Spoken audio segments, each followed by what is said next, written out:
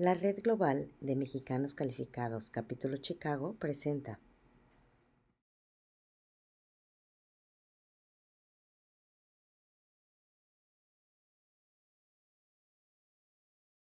Muy buenas tardes a todos. Soy María Luisa Romo y tengo en esta ocasión de invitado al diputado Jorge Mújica, representante del Partido Morena por la Ciudad de México.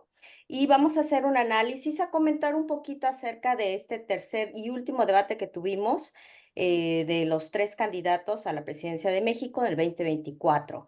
Bienvenido, buenas tardes.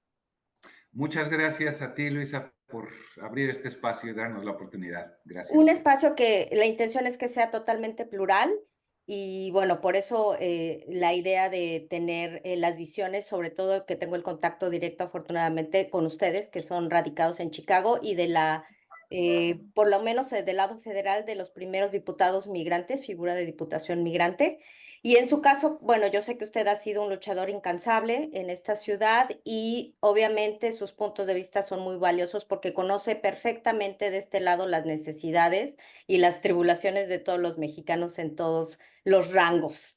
Entonces, voy a hacer un resumen más o menos de lo que estuvo planteando la candidata Sheinbaum en este tercer debate. Tengo mis notas. Y en el primer bloque, bueno, saludó a los paisanos migrantes, que va a agradece a las remesas que han enviado y reconoce el aporte económico que hacen a Estados Unidos. Prometió defenderlos y apoyarlos. Y en cuanto a política exterior, en este primer bloque, sigue observando los principios constitucionales, no intervencionismo, la soberanía, la paz, reivindicar lo que el presidente ha venido haciendo. eh, Nombró las causas estructurales, hizo una pausa y después las mencionó más a fondo. Y bueno, que la idea es que nadie tenga que emigrar por necesidad. En política exterior, mencionó que la migración es complicada, sobre todo en nuestro país, porque es un país de origen, de paso y destino, retorno. En este caso, en esta plática que vamos a tener hoy, solo es el tema Estados Unidos y México y la cuestión migrante, que es los que nos atañe. La parte sur no la vamos a tocar, es otro tema también complicado. La causa estructural, que ya hizo un poco más detalle, dijo más detalles, nadie tenga que migrar migrar y destinar, creo que aquí es un punto, supongo que ella hizo un poco más de hincapié en destinar 20,000 millones de dólares para la cooperación del desarrollo. Supongo que es por parte de la cuestión sur a los países latinoamericanos y del Caribe. En el segundo bloque habló de la política exterior, que se acabó la sumisión, los temas de Cómo si te vas, de Rápido y Furioso, la humillación de Peña ante Trump. También señaló que la política de AMLO es un timbre de orgullo, no sé qué quiso decir con eso, pero bueno, pasamos del Plan Mérida al entendimiento bicentenario, con pláticas de alto nivel, se procura la paz en todo el mundo, se condena golpes de Estado, se defiende nuestra soberanía y fortalecer la relación Estados Unidos-Canadá, el Tratado de Libre Comercio que tenemos con Estados Unidos y Canadá, relaciones con Latinoamérica y el Caribe, el fortalecimiento de la CELAC, que es tema que no vamos a tomar, y convenciones de cambio climático, que va a procurar estar más consciente de ello, y en la política exterior también, cooperación y desarrollo. Eso fue la parte del segundo bloque. A grosso modo, así que vamos, como dijo Jack el Destripador, por partes. Sí, bueno, cuando nombra la primera parte, la primera entrada que hizo es saludar a los paisanos, abro comillas, cierro Ujú. comillas, es que somos 30 millones de este lado.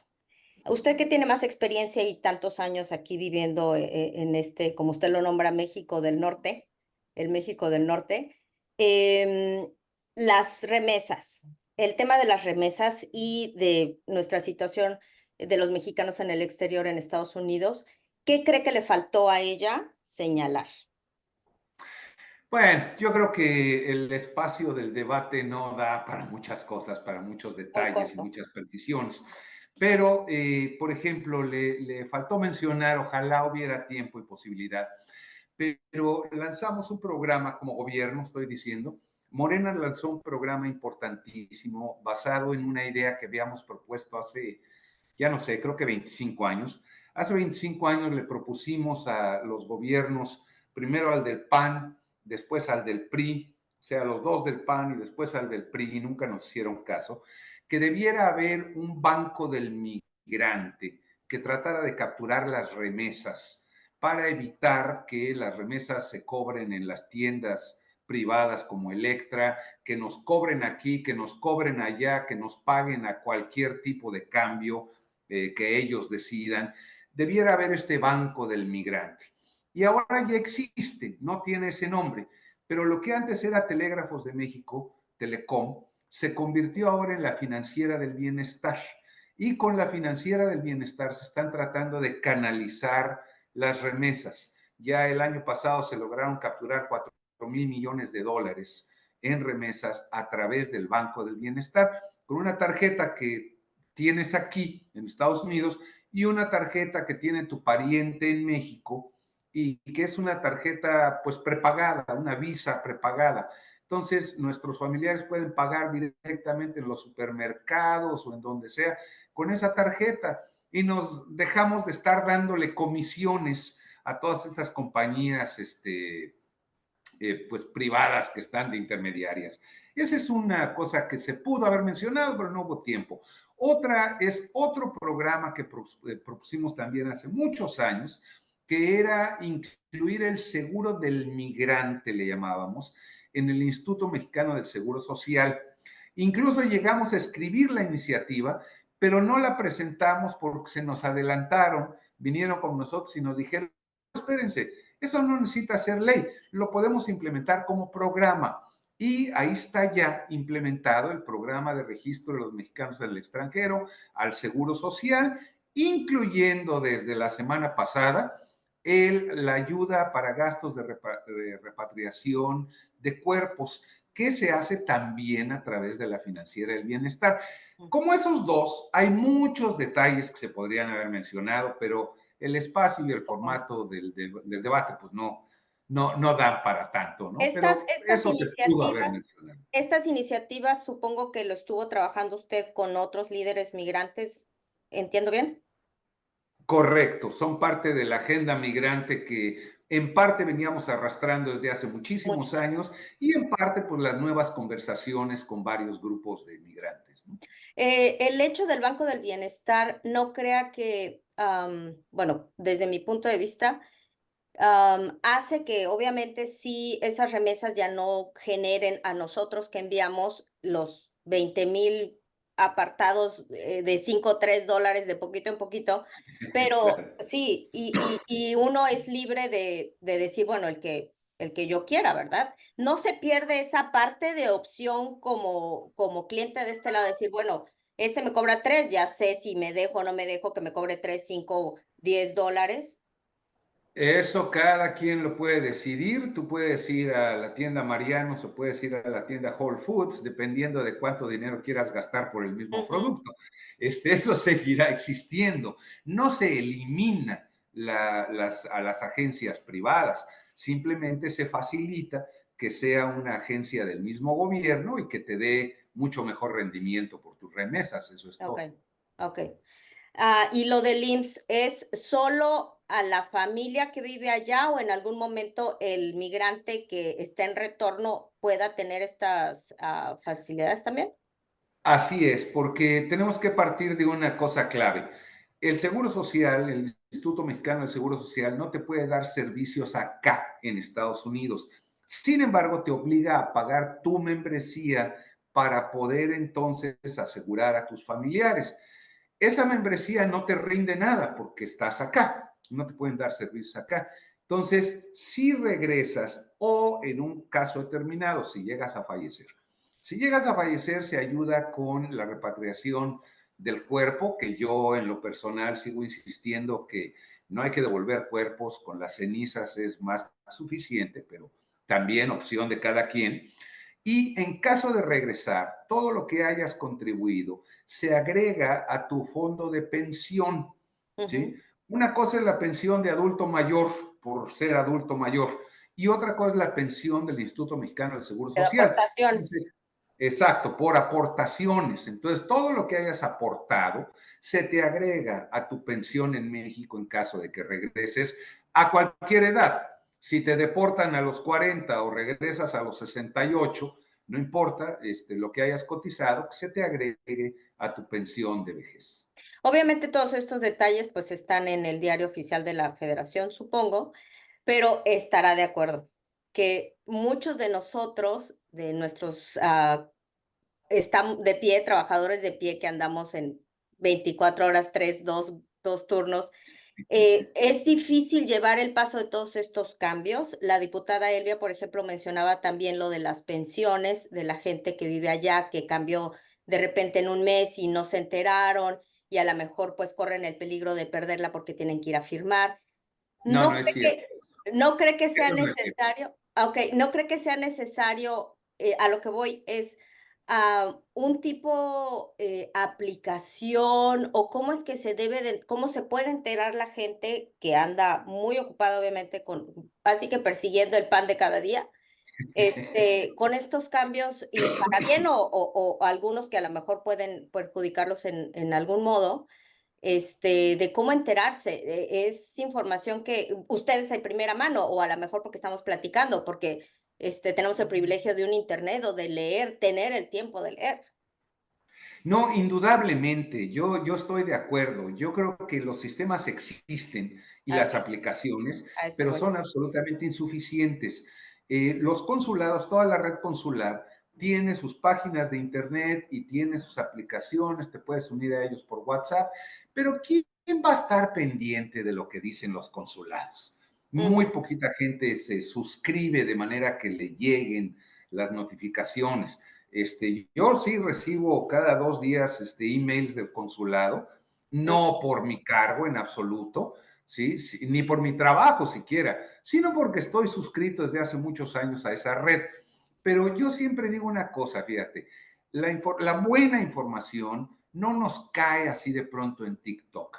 Tenemos que Así aprender a buscarla, ¿no? así es, Y pues buscando se encuentra, pero ni siquiera sabemos buscar. así Ahí está Google, pero mucha gente no sabe cómo buscar en Google. Hay palabras claves que hay que poner, hay es. que hacer una búsqueda de tal forma. Nos falta mucha educación en ese sentido. Y las redes sociales son tan amplias, tan llenas de información, ¿Y de que podemos basura? estar 4 horas en TikTok Sí. viendo gatitos y perritos y no sé qué recetas de comida y nunca nos va a caer una información como de este tipo del Instituto Mexicano del Seguro Social. Yo creo que hay que hacer un buen trabajo en ese sentido, ¿no? En comunicación a la comunidad, algo bien accesible, pero también de parte de nuestra, ¿verdad? De los migrantes, del público en general, hay que aprender un poco a buscar la información, si no, nunca nos va a llegar. Y si no es hasta que nos sucede, porque probablemente en su Claro, caso, como en el mío, llegan personas y dicen, oye, se murió mi pariente sí. y necesito, ¿cómo le hago? Tú sabes, no sabes con quién hablo, bla, bla, bla, bla, ¿no? Sí, Entonces, a mí tener me una regañan en guía, el trabajo. A sí, mí me regañan en el trabajo porque me la paso respondiendo ese mensajes. Me tipo de dicen, ya mensajes. deja de contestar. Pero yo digo que hay dos tipos de personas. Mira, las personas a las que les pasa algo y se aguantan, no dicen nada, no buscan ayuda, no se quejan.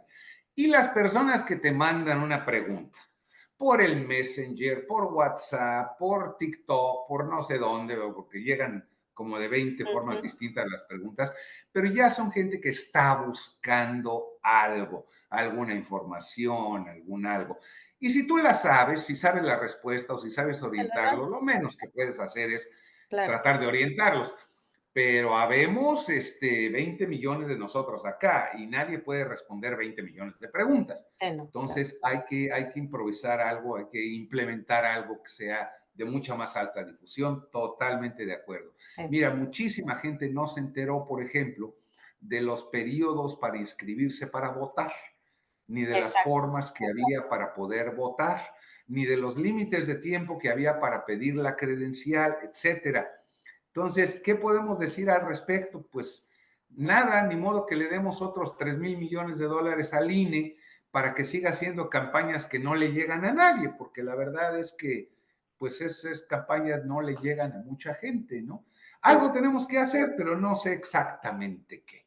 Así es. Bueno, se supone que debe de haber expertos y ahora con la inteligencia artificial, pues ya debe de facilitar muchas cosas, pero a veces no somos tan inteligentes como nuestros teléfonos dicen que son. Eso digo siempre. Correcto. Ok, otro punto que quisiera que expusiera un poquito más sobre la intervención, soberanía, paz. A mí los sustantivos y adjetivos calificativos me suenan, pues sí, muy rimbombantes, muy para rellenar. No, como el tiempo justamente no pudo ahondar más, pero ¿cómo se mide eso? Mira, yo creo que esos también son medidas de las que uno no se entera.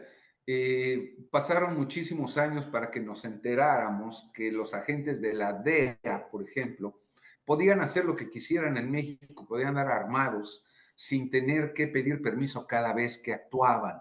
¿Sí? Muchísimos años pasaron y nosotros ni idea. Sí, claro. Entonces, yo creo que así suceden muchas cosas, ¿no? Sin que nos enteremos, hay permisos o falta de permisos, etcétera. Yo creo que cuando se habla de intervención, estamos hablando de eso.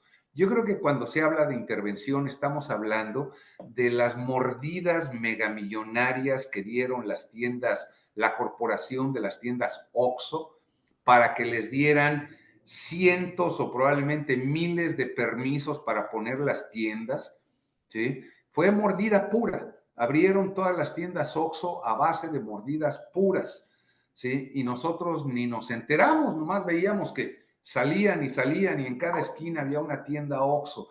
Yo creo que cuando se habla de basta de intervención, se está hablando de eso, se está hablando de corrupción, se está hablando de parar eso. Pero pues sucede a niveles de gobierno de los cuales no nos enteramos mucho.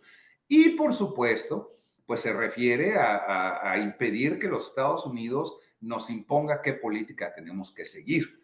¿Sí? Ujú. Si México decide hacer o no hacer respecto a la guerra de Israel contra el pueblo palestino, o si México decide tener una recepción para la delegación soviética en cualquier momento, bueno, eso es decisión de México y Estados Unidos no tiene nada que decir al respecto. Somos un pueblo soberano y hay que hacer respetar esa soberanía y esa no intervención en nuestros asuntos. En el caso de usted, leyendo un poquito su biografía, noté que usted llegó a Estados Unidos como invitado para trabajar en un periódico, en alguna publicación. ¿Es correcto? Llegué a Chicago así, Sí. invitado a dirigir un periódico migrante aquí que se llamaba Sin Fronteras. Ok, entonces entiendo que su migración, digamos, fue diferente a las otras mayoría que existe cruzando el desierto. Sí y no. Ok, Yo me calificaba como indocumentado clase turista, ok, porque legalmente entré con una visa de turista que tenía y no había expirado, pero tarde o temprano esa visa expiró, ¿no? ok. Expiró menos de un año después de que yo entré a Estados Unidos, así que me pasé mi buena temporada, bastantes En años el como limbo. indocumentado también, claro. En el limbo. Y le pregunto esto porque en el caso de ninguno de los candidatos tomaron bueno, sí un poco Xóchitl Gálvez, el tema de las visas de trabajo para profesionistas. El otro migrante, en mi caso, por ejemplo, Ujú, que somos profesionistas que llegamos a este país por sponsor de una empresa, por esposo, por esposa, como sea, ¿no? ujú, Padres, madres. ujú. En ese aspecto, ¿usted quisiera ahondar algo o tiene algún punto de vista? Oh, definitivamente. Mira, yo creo, y esto ya no tiene nada que ver con México siquiera, yo creo que la ley de inmigración de Estados Unidos está sobre todo basada, la parte de las visas, en relaciones familiares. Hay 1 millón de visas de residente que se dan cada año de acuerdo con el grado de relación familiar. padres, madres, hijos, hijas, hermanos, hermanas, hijos menores de 18 años, hijos mayores de 18 años, casados, solteros, estudiantes de tiempo completo, no estudiantes de tiempo, etcétera, etcétera, etcétera, etcétera. Y solamente hay 50 o 60 mil visas de trabajo cada año. Y yo digo, si mi hermano quiere venir para acá, él quiere venir a trabajar, no quiere venir a estar conmigo por ser mi hermano. Lo que necesitamos es una visa de trabajo y no una visa de hermano. No necesitamos una visa de hijo, necesitamos una visa de trabajo. Digo, estamos hablando de los de 18 y más, ¿no? Claro. Entonces, yo creo que todo el sistema de visado de Estados Unidos está, no sé cuántos, 50 años atrasados, porque depende de la última guerra mundial, ¿no? De cuando se instauró básicamente ese sistema. Yo creo que debiera de haber 1 millón de visas de trabajo y 100,000 visas por relaciones familiares, ¿vea? Pero se ha politizado tanto el tema de la inmigración en los Estados Unidos que ya no les permite ver con claridad en dónde reside el problema y cuál es la solución. Sí. Entonces se habla, se hace campaña a favor, en contra, inmigrantes buenos, inmigrantes malos, la gente buena, ¿no? Que nos mandan Los bad hombres. Exacto, ¿no? El fin de semana ahora estaba yo con unas personas en el estado de Michigan y uno de ellos cuenta la historia de su familia y dice, mi abuelo se vino de Polonia, ¿sí? Era el tercero de los hijos y se dio cuenta de que no le iba a tocar nada de herencia, entonces se robó un caballo, se fue al puerto, lo vendió en el puerto para comprar su boleto para venir en Estados Unidos. Y entonces yo le dije, pues medio en broma, medio en serio, entonces era un criminal. ¿Verdad? Tu abuelo era un criminal que vino a Estados Unidos gracias a un robo. Nada más que es güerito. No más que es polaco. Entonces, bueno, sin meternos con nacionalidades. Con los colores. Y Exacto. esto quisiera ahondar un poquito, y comentaban las otras diputadas respecto a esto de la migración y las visas. ¿No cree que se perdió la oportunidad en este sexenio el hecho de que los sudamericanos llegaron a Estados Unidos, entraron, digamos que de una forma ordenada o más regulada por parte de Estados Unidos, y gente que lleva aquí 20, 30, 25, 15 años, no tuvieron esa oportunidad y México perdió la oportunidad en poder negociar esa parte? No, yo creo que no, porque la negociación es imposible. La negociación es precisamente parte de ese sistema en el que la migración es un tema político, no es un tema de sentido común. México no lo ha podido negociar. En los 2 tratados de libre comercio, Estados Unidos se ha reservado, así le llaman oficialmente.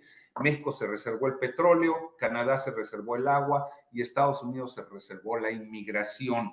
Eran los 3 temas prohibidos. Cada país puso un Su tema. carta guardada, ¿no? Exacto, o sea, negociamos todo lo que quieran menos México el petróleo, Canadá el agua y Estados Unidos la migración. No, yo creo que por eso México está teniendo la otra visión. Negociemos el desarrollo de América Latina, particularmente el desarrollo del Triángulo Sur, Centroamérica y los países más norteños de América del Sur, ¿sí? Negociemos el desarrollo, es decir, negociemos cómo toda esa sección, por lo menos, puede desarrollarse de manera que se haga lo que la doctora Sheinbaum está diciendo, que haya inmigración por gusto, no por necesidad, ¿sí? Yo creo que siempre va a haber inmigración. Va a ser imposible impedir, no se puede impedir la migración. Yo creo que siempre habrá migración, No, desde que éramos pero que no Homo sea una sapiens, migración probablemente, ¿no? Siempre se ha forzada. migrado por el clima, en la Sí, tempestad, lo que sea. porque siempre habrá reunificación familiar.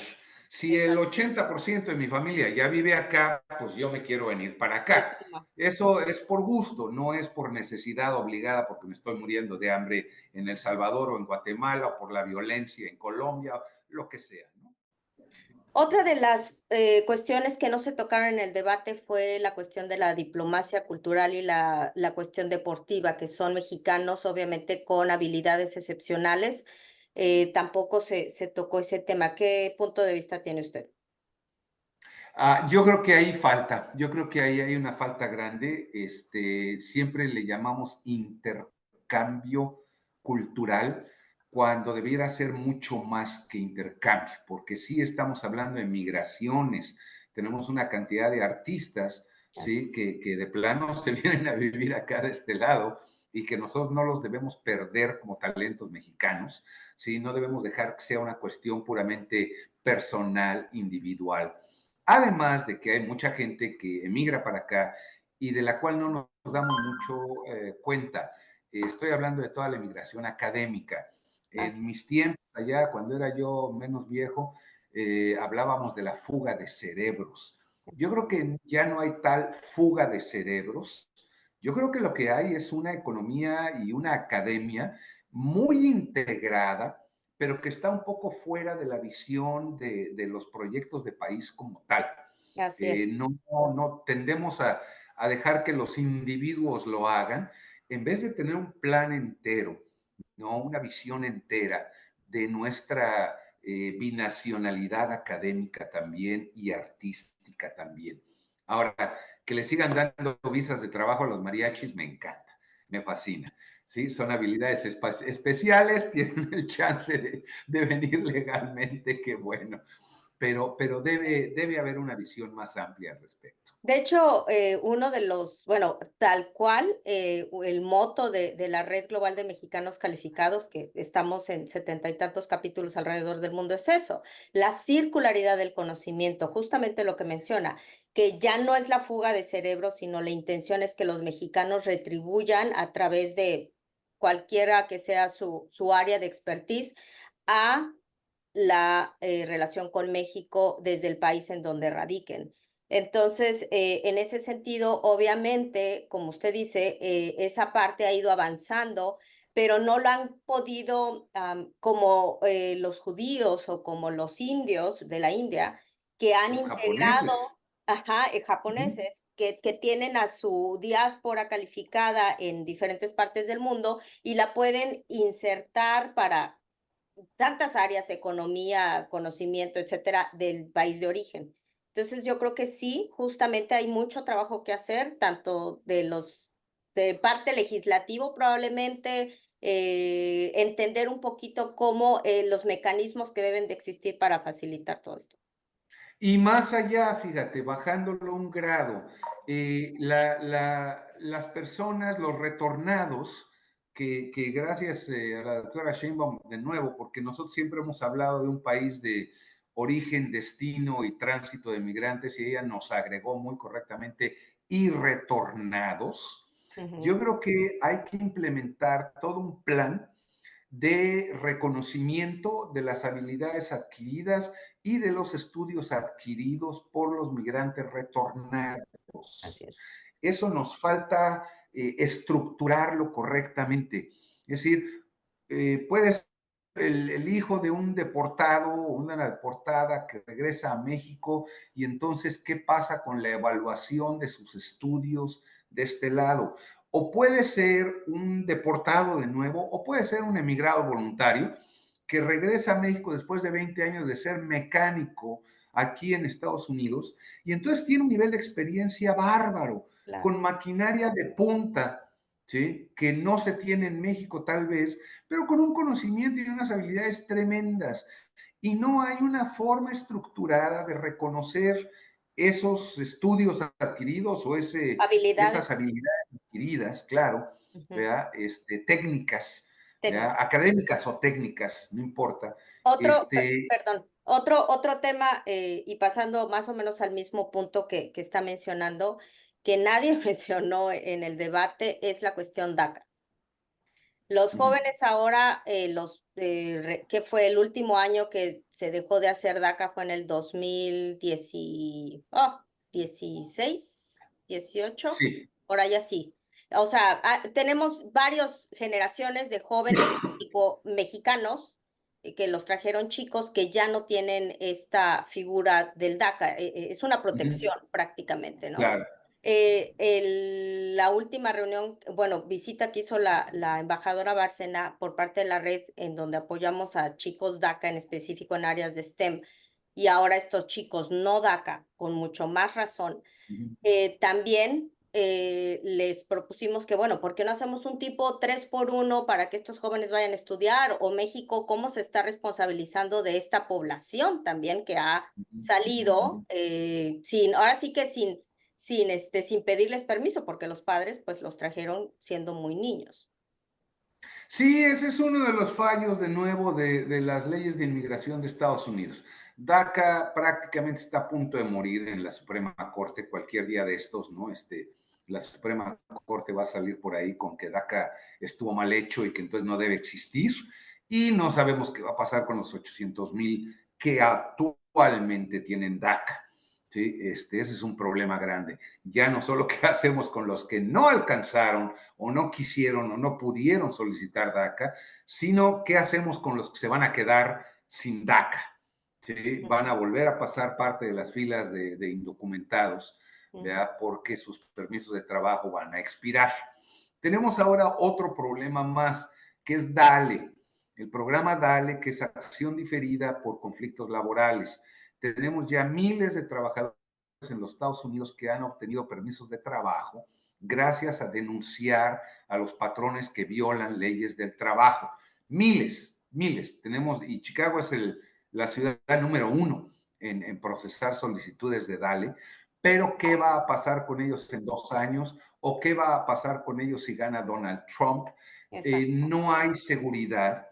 Pensamos que igual si gana Donald Trump, pues no puedo destruir DACA fácilmente, tampoco podría destruir DALE, pero yo creo que el gobierno de México tiene que ser más decisivo en el apoyo a una serie de poblaciones particulares. Exacto. Después del huracán en el estado de Guerrero, yo tuve un par de conversaciones al respecto, propuse en México, pero me dijeron, no, no, no, espérate, eso no se puede hacer y no se puede hacer además ahorita, pero se podía, había la posibilidad legal de haber pedido un TPS para guerrerenses, Ok. ¿sí? Por la afectación, el desastre natural, etcétera, etcétera. Como los Ese es hondureños base legal que suficiente como tuvieron. los hondureños por el huracán Mitch. En Así el es. caso de Honduras era todo el país, pero la ley prevé que se pueda pedir un TPS por estado, por región. Lo que me dijeron es, olvídalo, porque va a haber un contragolpe tremendo de nuestros propios mexicanos, de Zacatecas, de Durango, de Oaxaca, de que, sí, ¿verdad? ¿Por qué a los guerrerenses sí y a nosotros no? Sí. Y entonces va a ser mucho más complicado manejar eso, ¿sí? Que es lo que vemos ahora un poco de venezolanos sí, mexicanos no. Ujú. Ese pleito muy absurdo que yo veo, ¿no? Me dijeron, no, no, no, espérame, lo vamos a tener en cuenta, lo vamos a estudiar como posibilidad, pero no podemos así nomás brincar al ruedo y tratar de torear ahí al animal sin estar bien preparados, Sí, ¿no? sí, es muy Pero, complicado. Tengo un par de eh, preguntas de personas que nos hicieron en línea. Habla sobre las ¿no? visas de trabajo para los mexicanos, ya que hay otras comunidades latinas, lo que platicamos, que entran al país con Uh visa y ayudas, y los mexicanos, ¿para cuándo? Gracias. -huh. Los mexicanos para cuando quieran denunciar a sus patrones, porque ahí está el programa de permisos. Ahí está, ya existe, pero Volvemos a tiene la un requisito información, al básico. acceso a la información. Hay que denunciar al patrón. Mira, yo he estado 50 años organizando trabajadores, sindicatos y trabajadores sin sindicato, con papeles, sin papeles, no importa, ¿sí? Pero no hay ninguna compañía que cumpla todas las leyes laborales al mismo tiempo. Alguna ley laboral todas las compañías violan. Si se denuncia esa violación a las leyes laborales, se puede obtener un permiso de trabajo renovable y un seguro social. Y hasta el Real ID te dan. ¿Sí? Hasta el Real ID te da el estado de Illinois si tienes un permiso de trabajo. ahí está abierta la posibilidad de los permisos para todos, por lo menos Y, todos los que trabajen, ¿sí? y fíjese que no es incluso para la gente que trabaja en una fábrica o en una empresa chiquita, no. Tengo un caso de gente conocida, profesionista en áreas de sistemas, egresados del Tecnológico de Monterrey, que se fueron Claro. a trabajar a Texas. No les no era una empresa americana, era una empresa de otra nacionalidad, no quiero decir, Ujú. pero trabajaron 3 meses sin sueldo y unos dijeron, oye, pues yo no puedo estar viviendo aquí sin ganar, ya me voy, y nunca denunciaron. Y uno se queda Claro. pensando, ¿cómo es posible que tú eres profesionista, que puedes leer, instrumentar, saber qué tienes que hacer y no lo hicieron?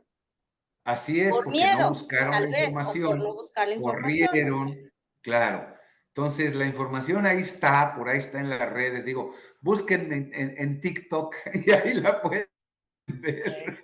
Ok, Pero otra. existe ese Sí, programa, ¿no? existe, claro. Otra pregunta, ¿podrías preguntar por qué no hacen nada por ayudar a tantos mexicanos que ya no podemos conseguir trabajo porque ya checan los papeles? Desafortunadamente, con tanto venezolano, repetimos, nos dejaron sin trabajo y yo por lo menos ya tengo 25 años aquí pagando impuestos. Y otra muy parecida, con la cuestión de los impuestos también, dice, se podría que hay muchos mexicanos viven aquí e igual de alguna manera enviaron remesas a su país. Es como estar trabajando para los dos países. Deberían también darles pensión.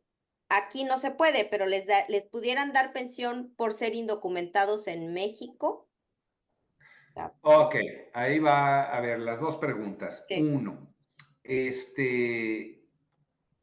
sí se hace algo, pero también no le llega la información a la gente o la gente no la busca.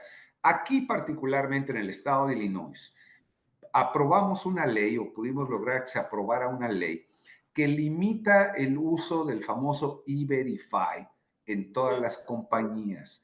Para que una compañía pueda utilizar el E-Verify, tiene que hablar con el Departamento del Trabajo de Illinois, tiene que registrarse, tiene que demostrar que están cumpliendo las reglas, tienen que bla, bla, bla, como 8 requisitos. Si ujú. no han cumplido todos esos requisitos, están usando el programa E-Verify de manera ilegal. Eso se puede denunciar y si se denuncia, puedes adquirir tu permiso de trabajo. ¿Sí? Ese es lo primero. Sí se hace algo, pero la gente no tiene ni idea de qué se hace. Ujú, Segundo,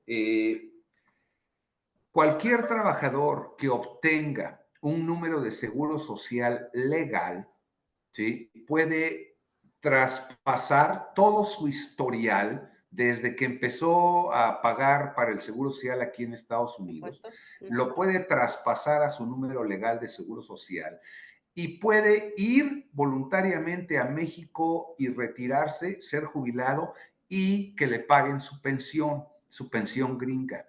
Ujú, Se tiene que ir voluntariamente, no si lo deportan, ¿sí? ok. Pero te la voy a poner así. Yo soy un trabajador que quiere conseguir un trabajo, no tengo papeles, y me preguntan antes de contratarme si mis papeles son legales y me dicen que van a usar E-Verify. Perfecto. Eso es ilegal. Yo los denuncio con el Departamento del Trabajo de Illinois, consigo mi permiso de trabajo, adquiero mi número de seguro social, transfiero todos mis 10 años o mis 15 años de trabajo o mis 20 años, los transfiero todos a mi número de seguro social ya válido, consigo trabajo, dentro de 5 años me jubilo, me voy a México y recibo mi pensión de los Estados Unidos. Así es como puede funcionar la cosa. Es una El opción. problema es Ah, enterarse, solicitar, buscar la información, pero sí es bien posible. ok, y perder un poquito el miedo, porque suena como me van a echar la policía o van a enterarse que no soy legal y le pasa a uno muchas ideas por la cabeza probablemente, ¿no? Y nosotros siempre lo decimos, mira, el miedo es natural, el miedo es humano, pero Mm, si no vences el miedo, te hubieras quedado del otro lado del río. Venciste el miedo y lo cruzaste, venciste el miedo y cruzaste el desierto, venciste el miedo y buscaste un trabajo sabiendo que no tenías papeles, ni etcétera, inglés. etcétera. Ni sabías inglés, pero venciste el miedo. Si no lo vences una vez más, pues estás condenado a quedarte donde estás. Así es. Otra pregunta que tenemos de persona que conoce, José Torres, de aquí de Chicago. ¿Cuánto tiempo han vivido en Estados Unidos? Bueno, en el caso suyo, ¿cuándo emigraron y por qué? Ya lo platica un poco. ¿Y en qué organizaciones ha laborado, colaborado y cuáles temas apoyan? Híjole, no solo he formado parte y colaborado, sino que he fundado varias organizaciones. Yo llegué aquí a unirme a la coalición del Medio Oeste en defensa del inmigrante. Estábamos en los últimos días de la llamada amnistía del 86 y conseguí trabajo en un sindicato que se preocupó por conseguirle papeles a todos sus miembros que lo necesitaran. Entonces yo no tenía papeles, pero yo andaba haciéndole los trámites a todos los miembros del sindicato. Después, en el lado político, pues me tocó fundar el PRD aquí en Estados Unidos. Cuando yo vine por acá no existía el PRD. Entonces me tocó fundarlo aquí cuando se fundó en México. Y después me tocó salirme de ahí cuando se convirtió en la porquería que es ahora, ¿no? Pero fundamos también la coalición de CIME, Coalición Internacional de Mexicanos en el Exterior, con lo cual fue la primera vez que propusimos toda una agenda migrante, que propusimos el voto de los mexicanos desde el extranjero, etcétera. Me tocó trabajar en Univisión, trabajé en Telemundo también, sindicalicé Univisión, porque pues una cosa es trabajar y otra es trabajar en malas condiciones, así que me tocó crear el sindicato ahí en Univisión. Gracias a eso hay sindicato en Univisión. Después trabajé en el periódico La Raza. Después vinieron las marchas inmigrantes y yo fui, pues, históricamente le llaman uno de los tres organizadores, de los Cabecillas. tres convocantes, claro, cabecillas ahí, culpables de las marchas inmigrantes de 2006, que no pudieron llegar pues a la meta deseada, que era obtener una reforma migratoria, porque se desvió el movimiento. Se desvió el movimiento hacia las campañas electorales del Partido Demócrata, ¿verdad? Nos dijeron, dejen de marchar, pónganse a registrar votantes y si gana el Partido Demócrata todo se va a resolver. Pues no era cierto, ¿no? Entonces la gente que se fue por allá, pues se dedicó a hacerle campañas al Partido Demócrata y nos pararon las marchas, ¿no?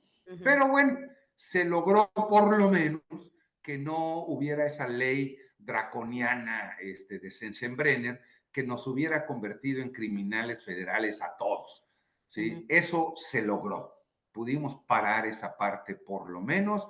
Hasta la fecha es una falta administrativa no tener papeles en Estados Unidos, en vez de ser un crimen federal como pretendían en 2006. Y desde hace 12 años me integré aquí a un centro de trabajadores donde organizamos trabajadores con papeles o sin papeles, ¿verdad? Para que se respeten sus derechos en el trabajo. Esa es así como una micro biografía exacto, de las organizaciones en las que he participado y donde he trabajado.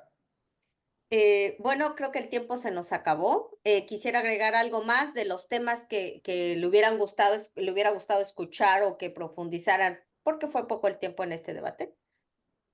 No, estamos trabajando por dentro de la campaña, replanteando los puntos más importantes de la de la agenda migrante, ¿no? Cómo se debe poner atención a la agenda migrante, profundizar en el tema de las remesas, profundizar en la cuestión del seguro social, todo un capítulo completo sobre el funcionamiento de los consulados.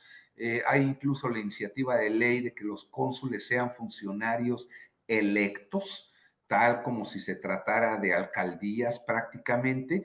Entendemos que una cosa es la función diplomática y otra cosa es el servicio a la comunidad mexicana directo, el servicio de ventanilla. Entonces, tenemos todo un capítulo completo acerca de cómo debe funcionar, que implica la creación de la Secretaría de Movilidad Humana o de Migración o como le quieran llamar, que consolide funciones de 8 diferentes secretarías de Estado en México, las consolide en una sola, evite repeticiones y le simplifique la vida, los trámites, los papeleos, etcétera, a la comunidad migrante. Hay toda una agenda grandísima. El tema inmigrante no es un tema, es un tema dividido entre 1000 cosas distintas, ¿no? Entonces, pues estaremos trabajando en ello mientras el cuerpo aguante, digamos, ¿no? A mí luego me dicen el incansable Jorge Mujica, ¿qué va? Sí se cansa uno, porque sí es cansado, pero ahí estaremos mientras se pueda, ¿no? Ujú. Pues muchas gracias, le agradezco su participación, su tiempo, su esfuerzo en pues en querernos comunicar, obviamente, la perspectiva del lado de su partido y las propuestas que hizo su candidato. Gracias a ti de nuevo, muy Muchas amable. gracias. Hasta luego. Vale. Bye bye.